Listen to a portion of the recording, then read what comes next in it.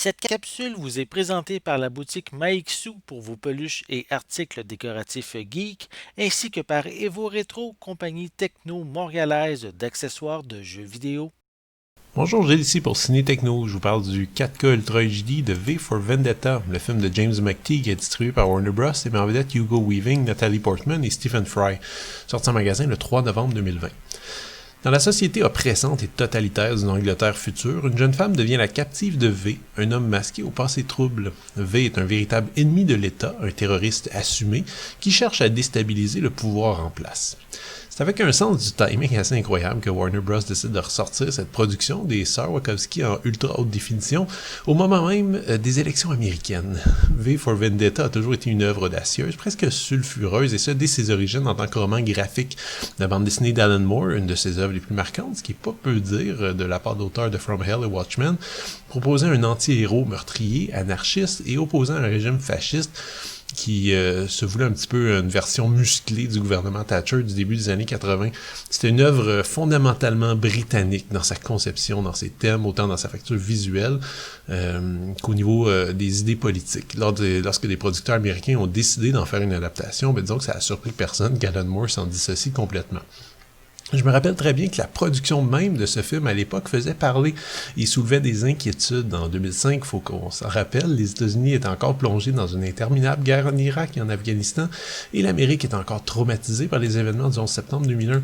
Disons que dans ce contexte-là, sortir un film à gros budget dont le héros est un terroriste qui fait exploser des buildings, c'était assez audacieux, merci. Ça prenait donc des artistes qui avaient toute une colonne. Heureusement, les sœurs Wachowski, qui étaient à l'époque frères, bénéficiaient encore d'une aura magique à Hollywood après leur trilogie de Matrix, et ont donc réussi à convaincre les bons d'investir des millions de dollars dans un blockbuster qui est absolument unique. Il y a beaucoup de choses qui m'ont vraiment beaucoup frappé quand j'ai revu V for Vendetta pour la première fois depuis plus de 10 ans.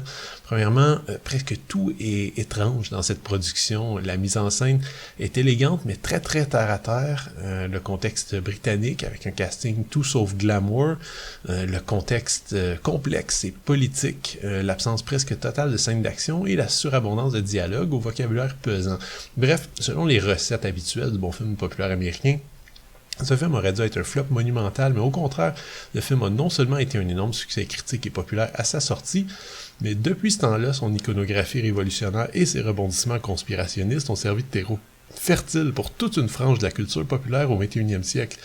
Par exemple, le fameux masque de Guy Fawkes a été utilisé à toutes les sauces, notamment par la constellation de pirates informatiques Anonymous, tandis que ce duel de l'individu contre un gouvernement avide de pouvoir qui ourdit des sombres conspirations dans l'ombre a clairement marqué les esprits, notamment chez les alt-right américains et les adhérents à QAnon, disons, pour le meilleur et souvent pour le pire. C'est un peu le dernier élément qui m'a vraiment frappé à quel point ce film a été prescient au niveau des idées concernant l'avenir proche.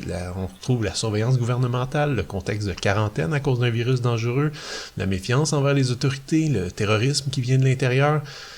Disons que V for Vendetta était de la science-fiction en 2005, en 2020, c'est presque une réalité alternative et c'est absolument terrifiant. Ceci étant dit, tout personnellement, je suis pas un grand fan du film, d'un point de vue strictement cinéphilique, disons. Le film de James McTeague, même s'il peut compter sur des assises solides, est assez imparfait. Je peux pardonner plusieurs choix qui me plaisent moins, disons, les caractérisations limitées, le ton peu assumé, qui hésite entre audace formelle et romantisme, entre cynisme virulent et naïveté politique pas toujours crédible.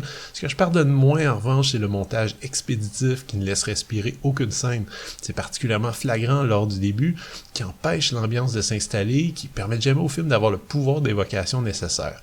Je suis peut-être le seul à penser ça, mais moi, personnellement, j'aurais ralenti le rythme au maximum afin que la tension s'installe, afin qu'on ait l'impression de vivre dans ce monde, ce qui aurait permis à la fin de faire vivre la catharsis au spectateur à 100%. Mais peut-être aussi que je cherche un petit peu les bébites.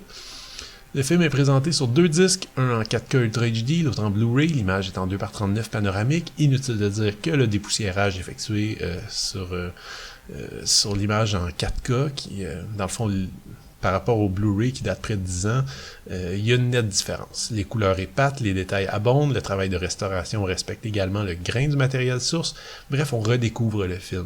Les pistes audio sont offertes en anglais Dolby Atmos ou en français ou espagnol Dolby Digital. Les sous-titres sont également offerts dans ces langues et une piste audio descriptive en anglais se trouve sur le disque. Par ailleurs, le Blu-ray qui se trouve dans l'ensemble est exactement le même qui était déjà disponible sur le marché.